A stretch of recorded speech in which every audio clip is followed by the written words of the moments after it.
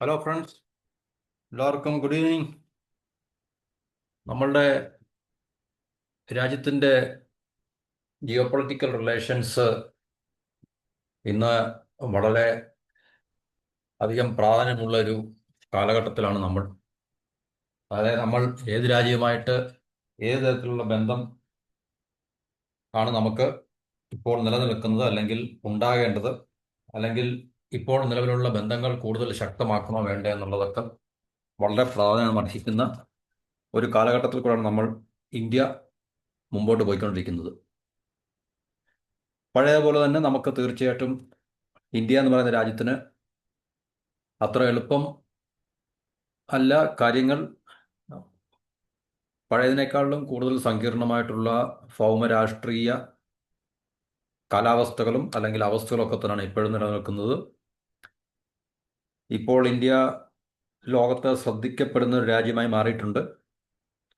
ലോകത്ത് ശ്രദ്ധിക്കപ്പെടുന്ന ഒരു രാജ്യം എന്ന് പറയുമ്പോൾ തീർച്ചയായിട്ടും നമുക്കറിയാം, സാമ്പത്തികമായിട്ട് വളർച്ച കൈവരിച്ചുകൊണ്ടിരിക്കുന്ന, സാമ്പത്തികമായി വളർന്ന് ഒരു സമ്പദ് ശക്തിയായിട്ട് മാറുവാനുള്ള പൊട്ടൻഷ്യലുള്ള രാജ്യമാണ് എന്ന് ലോകത്തിന് ഒരു തിരിച്ചറിവ് ഉണ്ടാകുകയും അതിൻ്റെ ഫലമായിട്ട് നമ്മളെ തീർച്ചയായിട്ടും ലോകരാജ്യങ്ങൾ ശ്രദ്ധിക്കുകയും ഇന്ത്യയുമായിട്ട് കൂടുതൽ സാമ്പത്തികമായിട്ടുള്ള ബന്ധങ്ങൾ ഉണ്ടാക്കുവാനും വ്യാപാര ബന്ധങ്ങൾ ഉണ്ടാക്കാനും ഒക്കെ ഇപ്പോൾ പഴയതിലും വിപരീതമായിട്ട് ഒട്ടനവധി രാജ്യങ്ങൾ തയ്യാറാണ്.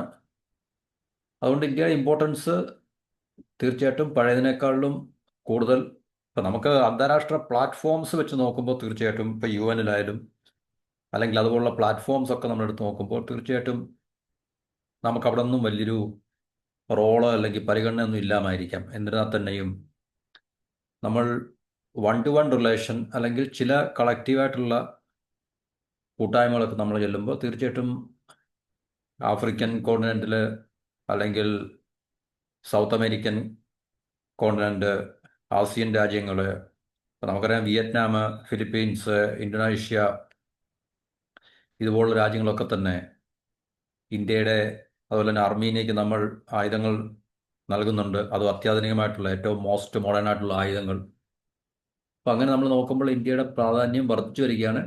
ഇന്ത്യക്ക് ഈ ഭൗമ രാഷ്ട്രീയത്തിലൊരു റോളുണ്ട്, കൃത്യമായിട്ടുള്ള റോളുണ്ട് എന്നുള്ളത് നമ്മൾ തെളിയിച്ചുകൊണ്ടിരിക്കുകയാണ്. അപ്പം അതിൻ്റെ അടിസ്ഥാനത്തിലാണ് നമ്മൾക്ക് പല രാജ്യങ്ങളുമായിട്ടുള്ള ബന്ധങ്ങൾ ശ്രദ്ധേയമാവുന്നതും അല്ലെങ്കിൽ വളരെ പ്രാധാന്യം അർഹിക്കുന്നതും. അപ്പോൾ അതിൻ്റെ അടിസ്ഥാനത്തിൽ നമ്മൾ നോക്കുമ്പോൾ ഇന്ത്യയും റഷ്യയുമായിട്ടുള്ള ബന്ധം നമുക്കറിയാം, ഏകദേശം 70 വർഷത്തിന് മുകളിലായിട്ട് ഇന്ത്യയും റഷ്യയുമായിട്ട്, പഴയ സോവിയറ്റ് യൂണിയൻ, ഇപ്പോൾ റഷ്യ, ഈ ഇരു രാജ്യങ്ങളും തമ്മിലുള്ള ഒരുപക്ഷെ ഇന്നത്തെ ലോകമഹായുദ്ധത്തിന് ശേഷം ജിയോ പൊളിറ്റിക്കൽ റിലേഷൻസിലെ ഏറ്റവും സ്റ്റേബിളായിട്ടുള്ള ഒരു റിലേഷൻ ഇന്ത്യയും റഷ്യയും തമ്മിലുള്ളതാണ് എന്ന് നമുക്ക് മനസ്സിലാക്കാൻ സാധിക്കും. ചിരകാലമായിട്ട് നമുക്ക് ഏറ്റവും റഷ്യയുടെ പക്കലുള്ള അത്യാധുനികമായിട്ടുള്ള ആയുധങ്ങൾ നൽകി നമ്മളുടെ ഡിഫൻസിനെയും നമ്മുടെ നാഷണൽ സെക്യൂരിറ്റിയും ഒക്കെ നമുക്ക് ഏറെക്കുറെ പ്രൊട്ടക്റ്റ് ചെയ്യാൻ സാധിക്കുന്നത് റഷ്യ എന്ന് പറയുന്ന രാജ്യത്തിൻ്റെ അകമഴിഞ്ഞ സഹായത്തോടു കൂടിയാണ്. സഹായം എന്ന് പറയുമ്പോൾ തീർച്ചയായിട്ടും ഫ്രീ ആയിട്ടല്ല അവർ തരുന്നത്.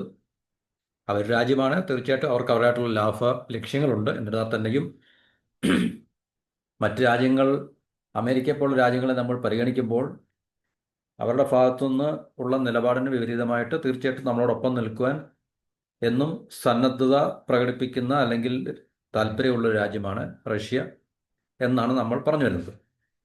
അപ്പോൾ നമുക്കറിയാം, ഓപ്പറേഷൻ സിന്ദൂർ സമയത്തൊക്കെ പാകിസ്ഥാൻ്റെ ഭാഗത്തു നിന്നും, പാകിസ്ഥാന് ചൈനയും ടർക്കിയും പിന്നെ അതുപോലുള്ള രാജ്യങ്ങളൊക്കെ തന്നെ നൽകിയ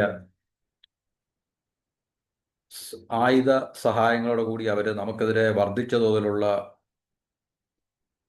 വ്യോമാക്രമണങ്ങൾ നടത്തി. വ്യോമാക്രമണം എന്ന് പറയുമ്പം ഫൈറ്റർ എയർക്രാഫ്റ്റിൻ്റെ മാത്രമല്ല, ഡ്രോണുകൾ ഉപയോഗിച്ചും മിസൈൽ ഉപയോഗിച്ചും റോക്കറ്റ് ഉപയോഗിച്ചും ഒക്കെ ഉള്ളത് വ്യോമാക്രമണം നമുക്ക് പറയാൻ പറ്റും. എയർബോൺ അറ്റാക്സ് അല്ലെങ്കിൽ എയർ അറ്റാക്സ് ഒക്കെ പറയാൻ പറ്റും. അപ്പം അതിനെയൊക്കെ നമുക്ക് ഫലപ്രദമായിട്ട് നമ്മളുടെ രാജ്യത്ത് വലിയ കേടുപാടുകൾ ഉണ്ടാക്കി തീർക്കാതെ നമുക്ക് നമ്മുടെ രാജ്യത്തെ പ്രൊട്ടക്റ്റ് ചെയ്യാൻ സാധിച്ചത് നമ്മുടെ ശക്തമായിട്ടുള്ള എയർ ഡിഫൻസ് സിസ്റ്റം, വ്യോമ പ്രതിരോധ ശേഷി കൊണ്ടാണ്. അത് ഇന്ത്യ തദ്ദേശീയമായി വികസിപ്പിച്ച ആയുധങ്ങളും അല്ലെങ്കിൽ വെപ്പൺ സിസ്റ്റവും, അതുപോലെ തന്നെ റഷ്യയിൽ നിന്നുള്ള S-400, അതുപോലെ ഇസ്രായേലിൽ നിന്നുള്ള ആയുധങ്ങൾ, ഇതിൻ്റെയൊക്കെ സഹായത്തോടു കൂടിയാണ് നമുക്ക് തീർച്ചയായിട്ടും നമ്മുടെ സ്കൈയെ, നമ്മുടെ വ്യോമ പ്രതിരോധം നമുക്ക് സൃഷ്ടിക്കുവാനും നമ്മുടെ രാജ്യത്തെ നമുക്ക് പ്രൊട്ടക്ട് ചെയ്യാനും സാധിച്ചത്. രാജ്യത്തിൻ്റെ വൈറ്റലായിട്ടുള്ള ഇൻസ്റ്റലേഷനെയൊക്കെ പാകിസ്ഥാൻ്റെ ഭാഗത്തു നിന്നുള്ള വളരെ ഈ വർദ്ധിച്ച തോതിലുള്ള ഡ്രോൺ കൊണ്ടുള്ള അറ്റാക്കുകളൊക്കെ നമുക്ക് പ്രതിരോധിക്കാനും ന്യൂട്രലൈസ് ചെയ്യാനും അതിനെയൊക്കെ നമുക്ക് കൗണ്ടർ ചെയ്യാനും സാധിച്ചത് ഈ S-400 മുതലായിട്ടുള്ള വളരെ എന്താണ് പറയുന്നത്, എഫിഷ്യൻ്റ് ആയിട്ടുള്ള വ്യോമ പ്രതിരോധ സംവിധാനങ്ങൾ അല്ലെങ്കിൽ എയർ ഡിഫൻസ് സംവിധാനങ്ങൾ കൊണ്ടാണ്. ഇപ്പോൾ പുടിൻ ഇന്ത്യ സന്ദർശിച്ച വേളയിൽ തീർച്ചയായിട്ടും ഇന്ത്യയും റഷ്യയും തമ്മിൽ കൂടുതൽ സൈനികപരമായിട്ടുള്ള, പ്രതിരോധപരമായിട്ടുള്ള അല്ലെങ്കിൽ തന്ത്രപ്രധാനമായിട്ടുള്ള കരാറുകളിൽ ഏർപ്പെടുകയും ഇരു രാജ്യങ്ങൾക്ക് പരസ്പരം സഹായകരമാകുന്ന രീതിയിലുള്ള കരാറുകളിൽ ഇരു രാജ്യങ്ങളും ഏർപ്പെടുകയും അതുപോലെ തന്നെ റഷ്യയുടെ ഭാഗത്തുനിന്ന് അവർ പറഞ്ഞിട്ടുണ്ട് ടോട്ടലി അവരെ ഏത് മേഖലയിലുള്ള കാര്യങ്ങളിൽ, ഏത് മേഖലയിലായാലും ശരി ടെക്നോളജി നമുക്ക്, സാങ്കേതിക വിദ്യകൾ നമുക്ക് പൂർണ്ണമായിട്ടും കൈമാറാനും ഇന്ത്യയോടൊപ്പം നിന്ന് അതിനെ ഡെവലപ്പ് ചെയ്യാനും അല്ലെങ്കിൽ പ്രൊഡ്യൂസ് ചെയ്യാനൊക്കെ അവർ തയ്യാറാണ് എന്നുള്ള ഒരു സന്നദ്ധത റഷ്യയുടെ ഭാഗത്തു നിന്നുണ്ട്. അപ്പോൾ അത് പ്രത്യേകിച്ച് നമുക്ക് ഈ സ്റ്റെൽത്ത് എയർക്രാഫ്റ്റിൻ്റെ കാര്യത്തിലും Su-57 എന്ന് പറയുന്ന സ്റ്റെൽത്ത് എയർക്രാഫ്റ്റിൻ്റെ കാര്യത്തിലും അതുപോലെ തന്നെ S-400 നമുക്കിനിയും കിട്ടാനുണ്ട്. നമ്മളുടെ ശരിക്കുള്ള കരാർ അനുസരിച്ച് ബാക്കി 2 സ്ക്വാഡ്രൺ കൂടെ നമുക്ക് കിട്ടാനുണ്ട്. അപ്പോൾ അതിൻ്റെ അടുത്ത ജനറേഷനായിട്ടുള്ള S-500 അത് നമ്മൾ ഇന്ത്യ മേടിക്കുമോ ഇല്ലയോ, അല്ലെങ്കിൽ ഇന്ത്യക്ക് റഷ്യ തരാൻ തയ്യാറാണോ ഇല്ലെന്നുള്ളതാണ്. ഇന്ത്യക്ക് തരാൻ റഷ്യ തയ്യാറാണ്. അപ്പോൾ ഈ S-400 നമുക്ക് മതിയാകുമോ, S-500 നമ്മൾ മേടിക്കണോ വേണ്ടയോ എന്നുള്ളതാണ്. അല്ലെങ്കിൽ മേടിച്ചു കഴിഞ്ഞാൽ ഇന്ത്യക്ക് S-500 മേടിക്കേണ്ടി വരുന്നതിൻ്റെ ആവശ്യകത എന്താണെന്നുള്ളതാണ് നമ്മൾ ഈ ടോപ്പിക്കിൽ പറയാൻ പോകുന്നത്. അപ്പോൾ ഈ പുടിൻ്റെ വിസിറ്റിൻ്റെ ഫലമായിട്ട് ഇന്ത്യയും റഷ്യയും തമ്മിൽ ഡിഫൻസ് കോപ്പറേഷനും അതുപോലെ തന്നെ മറ്റ് പ്രധാനപ്പെട്ട മേഖലകളിലൊക്കെ തന്നെ ശക്തമായിട്ടുള്ള ബന്ധങ്ങൾ, അമേരിക്കയ്ക്കും യൂറോപ്പിനും ഒക്കെ തന്നെ ഒരു ഷോക്കിംഗ് ന്യൂസ് എന്ന രീതിയിൽ ആണ്. ശരിക്കും പറഞ്ഞു കഴിഞ്ഞാൽ അമേരിക്കയും യൂറോപ്പും വളരെ സസൂക്ഷ്മം നിരീക്ഷിക്കുന്ന, ഈവൻ ചൈന പോലും സസൂക്ഷ്മം നിരീക്ഷിക്കുന്ന ഒരു വളരെ സുപ്രധാനമായിട്ടുള്ള ഒരു ഉച്ചകോടിയാണ് ഇന്ന് ഇന്ത്യയും റഷ്യയും തമ്മിൽ ഉള്ളതാണ്. അപ്പോൾ ഈ സുഖോയ് 57 ഫൈറ്റർ ജെറ്റ് ഒരു വശത്തുണ്ട്. കാരണം ഇന്ത്യ ഇപ്പോഴും അതിനെക്കുറിച്ച് ഫൈനലൈസ് ചെയ്തിട്ടില്ല, നമ്മൾ വാങ്ങിക്കുമോ ഇല്ലയോ എന്നുള്ളത്. അതുപോലെ തന്നെ S-500 അവരിട്ടിരിക്കുന്ന പേര് പ്രൊമിറ്ററി എയർ ഡിഫൻസ് സിസ്റ്റമാണ്. അപ്പോൾ അതുപോലെ തന്നെ ഇതെല്ലാം ചർച്ചാ വിഷയമാകാനുള്ള സാധ്യതയുണ്ട്. അപ്പോൾ ഇന്ന് ലോകത്തിൽ ഏറ്റവും മെച്ചപ്പെട്ട എയർ ഡിഫൻസ് സിസ്റ്റം S-400 ആണ്. അതിൻ്റെ അടുത്ത ജനറേഷനാണ് S-500. അത് റഷ്യയുടെ പക്കലുള്ള ഏറ്റവും അഡ്വാൻസ്ഡ് ആയിട്ടുള്ള എയർ ഡിഫൻസ് പ്ലാറ്റ്ഫോമാണ്. അത് ലോകത്തിൽ അതിനെ കൗണ്ടർ ചെയ്യാൻ പറ്റുന്ന തരത്തിലുള്ള സാങ്കേതിക വിദ്യയുള്ള മറ്റൊരു എയർ ഡിഫൻസ് സിസ്റ്റം ഇല്ലെന്നാണ് പൊതുവെയുള്ള വിലയിരുത്തൽ. അപ്പോൾ ഇന്ത്യക്ക് അത് വേണോ വേണ്ടയോ എന്നുള്ളതാണ് നമുക്ക് ഇപ്പോഴത്തെ ചോദ്യം. അപ്പോൾ ഇന്ത്യക്ക് വേണോ വേണ്ടയോ എന്ന് ചോദിച്ചു കഴിഞ്ഞാൽ തീർച്ചയായിട്ടും ഇന്ത്യക്ക് S-500 എന്ന് പറയുന്ന ഒരു അത്യാധുനികമായിട്ടുള്ള എയർ ഡിഫൻസ് സിസ്റ്റം വളരെ അത്യാവശ്യമാണ്.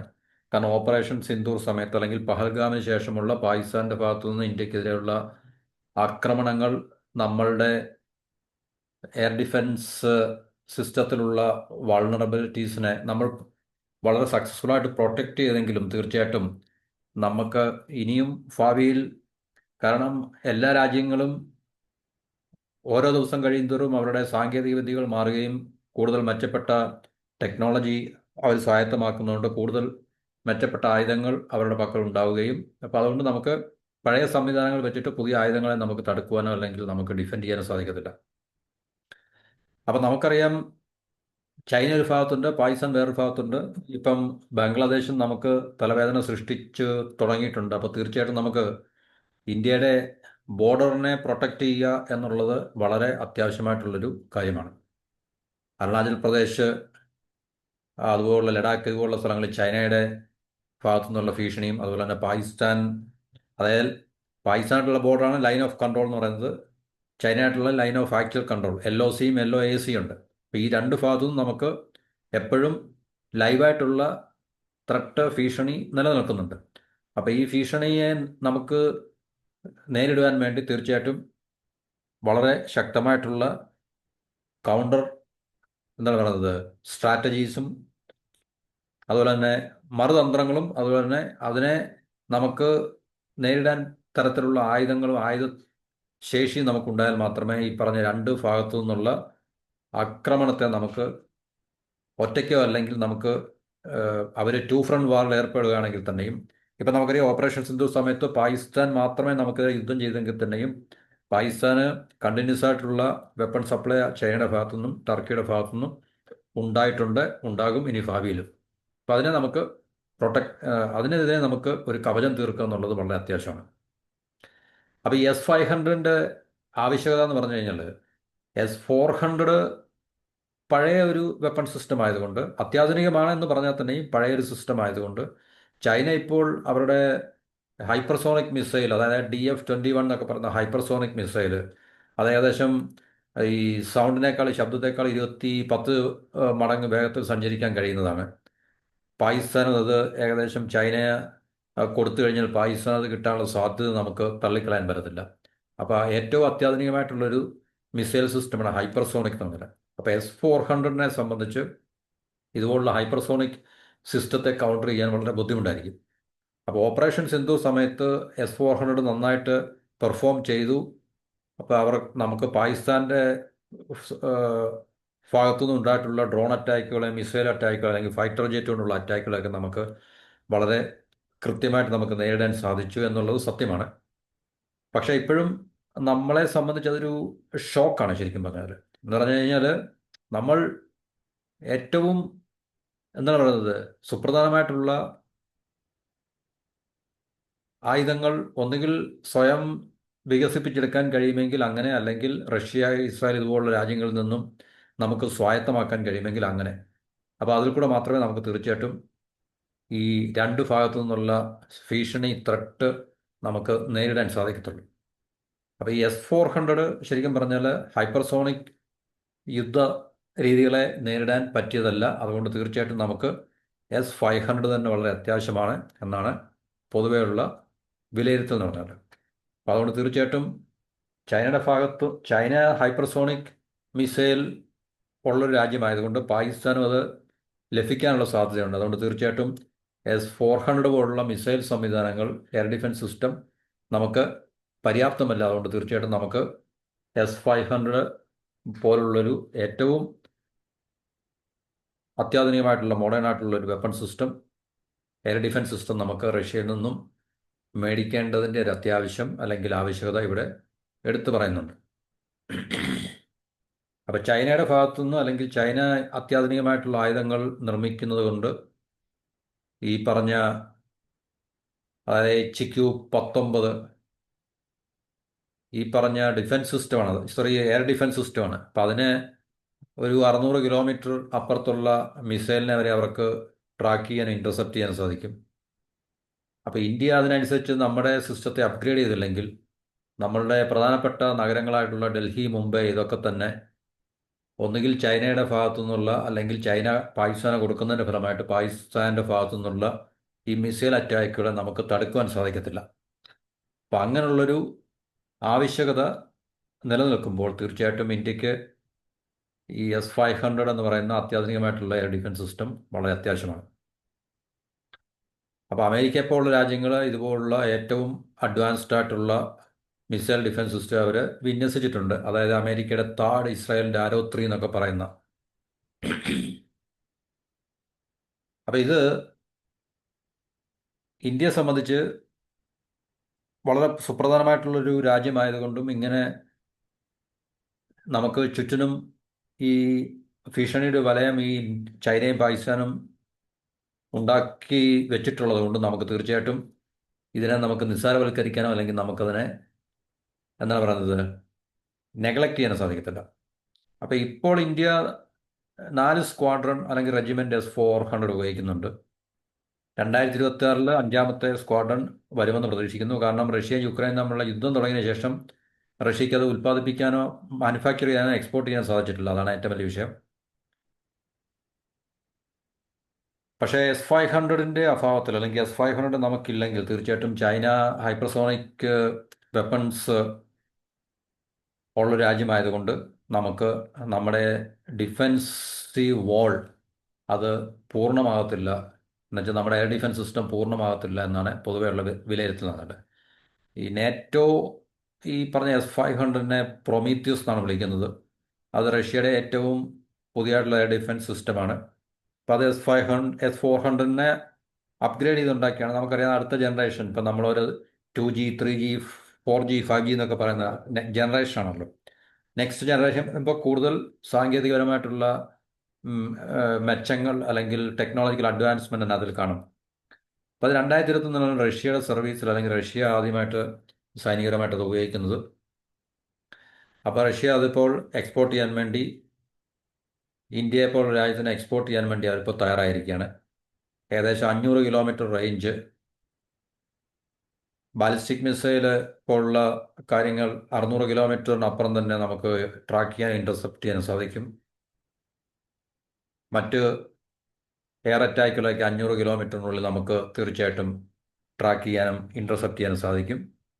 അതുപോലെ തന്നെ 200 കിലോമീറ്റർ ഗ്രൗണ്ടിന് 200 കിലോമീറ്ററിന് മുകളിൽ ഉള്ള ടാർഗറ്റിനെയൊക്കെ സ്ട്രൈക്ക് ചെയ്യാനും കഴിയുന്ന വളരെ വർദ്ധിച്ച പ്രഹരശേഷിയുള്ള അല്ലെങ്കിൽ അറ്റാക്കിംഗ് കപ്പാസിറ്റി ഉള്ള ഒരു വെപ്പൺ സിസ്റ്റമാണ് ഈ S-500 എന്ന് പറയുന്നത്.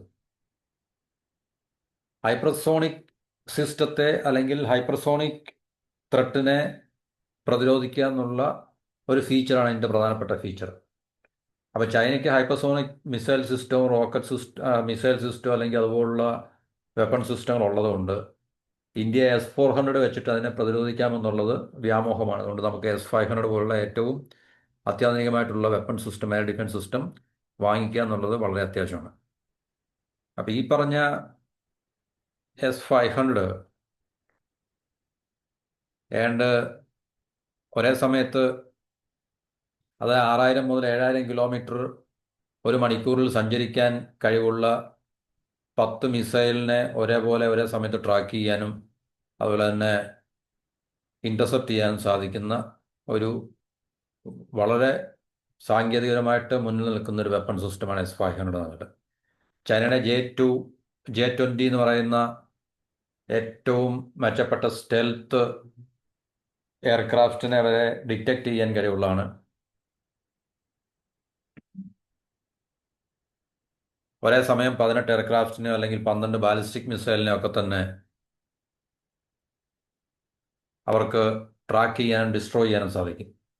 S-500 എന്നല്ല. അപ്പം തീർച്ചയായിട്ടും ഇത് വളരെ എന്താണ് പറയുന്നത്, മെച്ചപ്പെട്ട ഒരു വെപ്പൺ സിസ്റ്റം ആയതുകൊണ്ട് നമുക്ക് അത് ലഭിക്കുകയാണെങ്കിൽ പാകിസ്ഥാനും ചൈനയും ഒന്ന് ആലോചിച്ചിട്ട് മാത്രമേ നമുക്കെതിരെ ഏതെങ്കിലും തരത്തിലുള്ള മിസ്അഡ്വെഞ്ചറിന് തയ്യാറാകത്തുള്ളൂ എന്ന് നമുക്ക് തീർച്ചയായിട്ടും മനസ്സിലാക്കാൻ സാധിക്കും. ഇത് ഫുള്ളി മൊബൈലാണ്, ട്രക്കിൻ്റെ മുകളിൽ വെച്ചുകൊണ്ടതാണ്. 5 മിനിറ്റിനുള്ളിൽ ഇതെല്ലാം റെഡിയാക്കാൻ പറ്റുന്നത്. ഈ S-500 റഷ്യ അവരുടെ ബാരൻസ് സീ എക്സസൈസിലാണ് അവർ ടെസ്റ്റ് ചെയ്തത്. അപ്പം നമ്മുടെ ഡിഫൻസ്, DRDO, അതുപോലെ തന്നെ ഇന്ത്യൻ എയർഫോഴ്സ് ഒക്കെ തന്നെ പോയി അത് ഒബ്സർവ് ചെയ്തിട്ടുണ്ടായിരുന്നു. അപ്പോൾ ഒബ്സർവ് ചെയ്തെങ്കിൽ തീർച്ചയായിട്ടും നമുക്കത് വേണം, അല്ലെങ്കിൽ നമുക്കത് വാങ്ങിക്കുവാൻ താല്പര്യമുണ്ട് എന്ന് ഉള്ളതിൻ്റെ അടിസ്ഥാനത്തിലാണ് തീർച്ചയായിട്ടും നമ്മളുടെ പ്രതിനിധികൾ ആ റഷ്യയിലെ ടെസ്റ്റ് സമയത്ത് അവിടെ ഒരു ഒബ്സർവറായിട്ട് അല്ലെങ്കിൽ ഒബ്സർവ് ചെയ്യാൻ വേണ്ടി നമുക്ക് പോകാൻ സാധിച്ചതും അതിന് റഷ്യ അനുമതി തന്നതും. അപ്പം ഇത് ഏകദേശം ഒരു നമുക്കറിയാം കൂടുതൽ മുന്നോട്ട് പോകുന്നതോ അതിൻ്റെ കോസ്റ്റും കൂടും. ഒരു റെജിമെൻറ്റിന് തന്നെ ഏകദേശം 8,000 മുതൽ 10,000 കോടി രൂപയാകും. അപ്പോൾ S-400 തീർച്ചയായിട്ടും എക്സ്പെൻസീവ് ആണ്, പക്ഷേ പവർഫുൾ ആണ്. അതുകൊണ്ട് നമ്മൾ മേടിക്കുന്നതുകൊണ്ട് നമുക്ക് നഷ്ടമൊന്നുമില്ല. ഏകദേശം ഒരു റെജിമെൻറ്റിന് 8 ലോഞ്ചേഴ്സ് എന്ന് പറയും, 8 ലോഞ്ചേഴ്സ് ഉണ്ട്.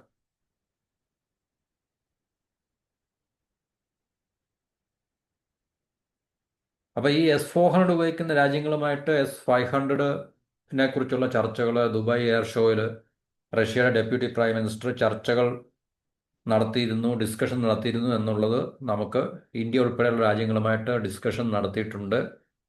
തീർച്ചയായിട്ടും ഇത് ആദ്യമായി ഒരുപക്ഷെ റഷ്യ നൽകാൻ പോകുന്ന രാജ്യം ഇന്ത്യ ആയിരിക്കും. ആദ്യമായി S-500 മേടിക്കാൻ പോകുന്ന രാജ്യം. പക്ഷേ അതൊന്നും ഫൈനലൈസ് ആയിട്ടില്ല ഇതുവരെ. ടിൽ നൗ ഇതുവരെ നമുക്കതിനെക്കുറിച്ച് കൃത്യമായിട്ടുള്ള വിവരങ്ങളൊന്നുമില്ല. അപ്പം നമുക്കറിയാം ഏകദേശം 6 ദശാബ്ദത്തിന് മുകളിലായിട്ടുള്ള ഇന്ത്യ റഷ്യ റിലേഷൻസ് വളരെ സ്മൂത്തായിട്ട് പോകുന്നുണ്ട്. 2018 S-400 വേണ്ടിയുള്ള നമ്മൾ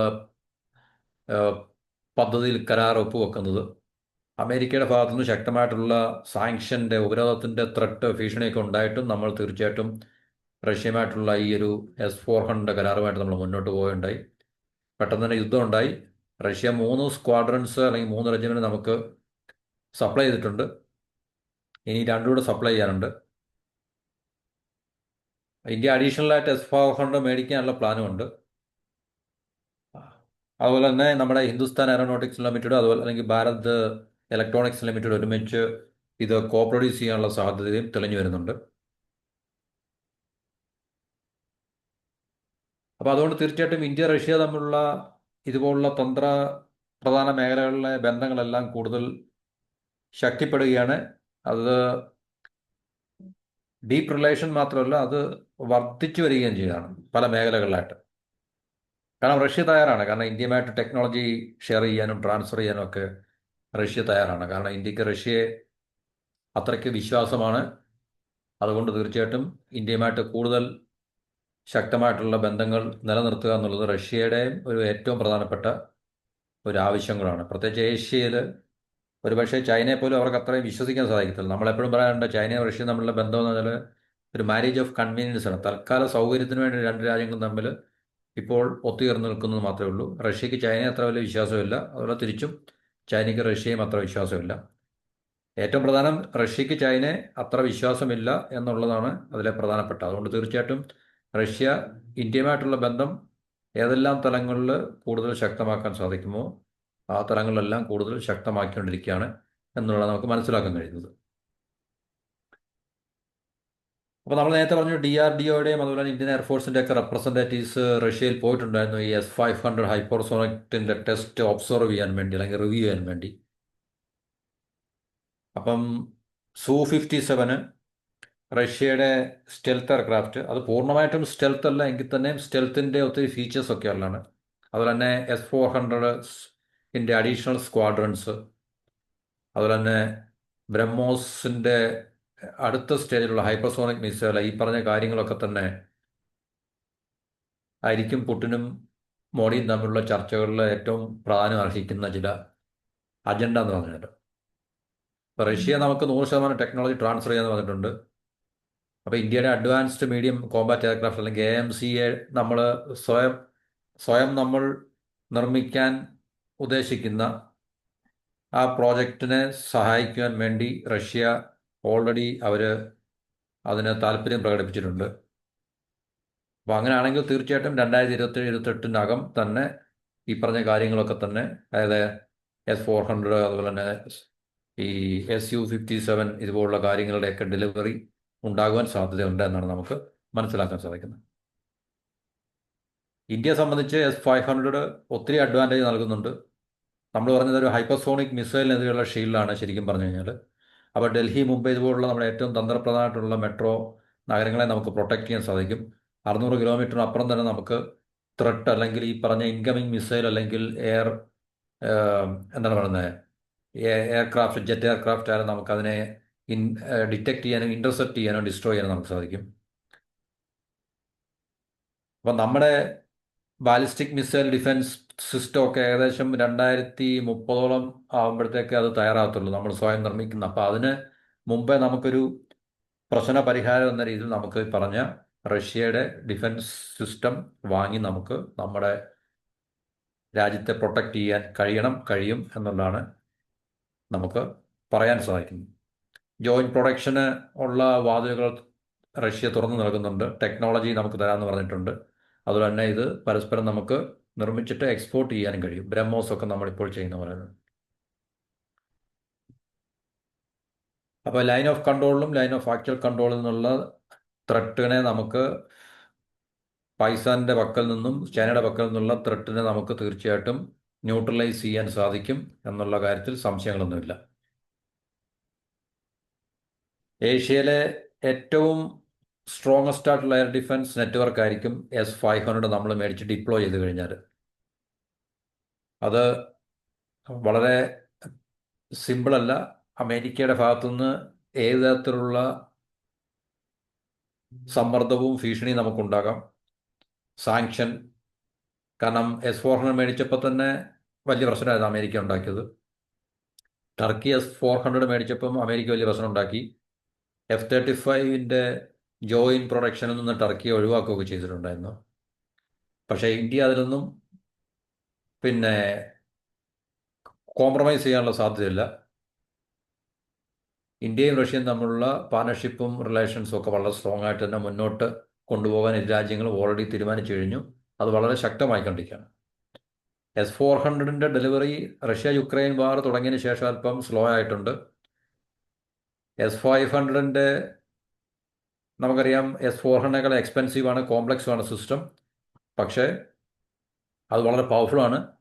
അപ്പോൾ ഇന്ത്യയുടെ ഡിഫൻസ് ഗ്രിഡിലേക്ക് അതിനെ ഇൻ്റഗ്രേറ്റ് ചെയ്യുക, അല്ലെങ്കിൽ അതിനെ നമുക്ക് എന്താണ് നമുക്കതിനെ പൂർണ്ണമായിട്ടും സംയോജിപ്പിക്കുക എന്നുള്ളത് അത്ര എളുപ്പമുള്ള കാര്യമല്ല. ജിയോ പൊളിറ്റിക്കലായിട്ടുള്ള കാര്യങ്ങളൊക്കെ നിലനിൽക്കുന്നുണ്ട്. ക്വാഡിൽ ഇന്ത്യ മെമ്പറാണ്. അപ്പോൾ അതുകൊണ്ടൊക്കെ തന്നെ ഇന്ത്യക്ക് മേൽ ശക്തമായിട്ടുള്ള സമ്മർദ്ദങ്ങൾ അമേരിക്കൻ സഖ്യകക്ഷികളിലേക്ക് തന്നെ സമ്മർദ്ദങ്ങൾ നമുക്കുണ്ടാകാം. റഷ്യയിൽ നമ്മൾ കൂടുതൽ മെച്ചപ്പെട്ട അത്യാധുനികമായിട്ടുള്ള ആയുധങ്ങൾ വാങ്ങിക്കുന്നത് ഓൾറെഡി അമേരിക്കയ്ക്ക് അതിൻ്റെ ഒരു പരാതിയുണ്ട്. അമേരിക്കയുടെ ഈ ഇറിറ്റേറ്റ് ചെയ്യുന്ന വലിയൊരു പ്രശ്നമാണ് ഇന്ത്യ റഷ്യയും തമ്മിലുള്ള സ്ട്രോങ് ആയിട്ടുള്ള റിലേഷൻസ്. പക്ഷേ ഇന്ത്യക്ക് അതൊന്നും മൈൻഡ് ചെയ്യേണ്ട ആവശ്യമില്ല. കാരണം ഇന്ത്യ ഒരു സ്വതന്ത്ര പരമാധികാര റിപ്പബ്ലിക്കാണ്. നമുക്ക് നമ്മുടെ രാജ്യത്തിൻ്റെ താല്പര്യങ്ങളെ പ്രൊട്ടക്റ്റ് ചെയ്യാൻ, നമ്മുടെ നയങ്ങളെ നമുക്ക് എന്താണ് അനുകൂലമെന്ന് തോന്നുന്ന രീതിയിൽ നമ്മൾ രാജ്യങ്ങളുമായിട്ട് സഹകരണങ്ങൾ ഉണ്ടാക്കിയെടുക്കുക, അങ്ങനെ മുമ്പോട്ട് പോകുക എന്നുള്ള എല്ലാ രാജ്യങ്ങളും അങ്ങനെയാണ് ചെയ്യുന്നത്. അവിടെ തീർച്ചയായിട്ടും ഇന്ത്യ അങ്ങനെ തന്നെ ചെയ്യുന്നു. അതിനകത്തിൽ പ്രത്യേകിച്ച് ആർക്കും ഇടപെടേണ്ട ആവശ്യമൊന്നുമില്ല. അമേരിക്കയ്ക്ക് എന്തെങ്കിലും പ്രശ്നമുണ്ടെങ്കിൽ തീർച്ചയായിട്ടും ഇന്ത്യയെ പ്രൊട്ടക്റ്റ് ചെയ്യാൻ അവർ തയ്യാറാവട്ടെ.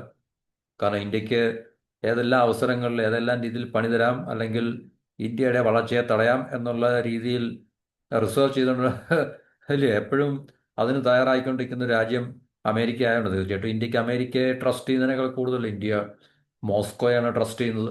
എന്നിരുന്നാലും ഇന്ത്യ അമേരിക്കയായിട്ടുള്ള ബന്ധം വഷളാക്കാനോ അല്ലെങ്കിൽ സ്പോയിലാക്കാനും തയ്യാറല്ല. അമേരിക്കയായിട്ടും മെച്ചപ്പെട്ട ബന്ധങ്ങൾ നിലനിർത്തിക്കൊണ്ട് മുമ്പോട്ട് പോകാനാണ് ഇന്ത്യ ശ്രമിച്ചുകൊണ്ടിരിക്കുന്നത്. അപ്പോൾ തീർച്ചയായിട്ടും ഇങ്ങനൊരു വെപ്പൺ സിസ്റ്റം ഇന്ത്യക്ക് വളരെ അത്യാവശ്യമാണ്. പ്രത്യേകിച്ച് ചൈനയുടെ ഭാഗത്തു നിന്നുള്ള ഹൈപ്പർസോണിക് മിസൈൽ ത്രെട്ട് നിലനിൽക്കുന്നത് കൊണ്ടും അതുവഴി പാകിസ്ഥാൻ ആ ഒരു സിസ്റ്റം അല്ലെങ്കിൽ വെപ്പൺ സിസ്റ്റം ലഭിക്കാൻ സാധ്യതയുള്ളതുകൊണ്ടും ഈ പറഞ്ഞ രണ്ട് രാജ്യങ്ങളിൽ നിന്നുള്ള ഈ പറഞ്ഞ എന്താണ് പറയുന്നത് ത്രെട്ടിനെ, ഭീഷണിയെ നമുക്ക് നേരിടുവാൻ S-500 പോലുള്ള ഏറ്റവും അത്യാധുനികമായിട്ടുള്ള ഹൈപ്പർസോണിക് മിസൈൽ ഡിഫൻസ് സിസ്റ്റം നമ്മൾ വാങ്ങി വിന്യസിക്കുക എന്നുള്ളത് രാജ്യത്തിൻ്റെ ഏറ്റവും പരമപ്രധാനമായിട്ടുള്ളൊരു കാര്യമായി മാറിയിരിക്കുന്നു. അപ്പോൾ അതിനുവേണ്ടി ഇന്ത്യ ഒരുപക്ഷെ തീരുമാനമെടുക്കും തീർച്ചയായിട്ടും എന്നുള്ളതാണ് നമുക്ക് മനസ്സിലാക്കാൻ സാധിക്കുന്നത്. അപ്പോൾ ഇത്രയാണ് നമുക്ക് ഈ ടോപ്പിക്കിനെ കുറിച്ച് തൽക്കാലം പറയാനുള്ളത്. മറ്റൊരു ടോപ്പിക്കുമായിട്ട് അടുത്ത വീഡിയോയിൽ എല്ലാവർക്കും നന്ദി, നമസ്കാരം.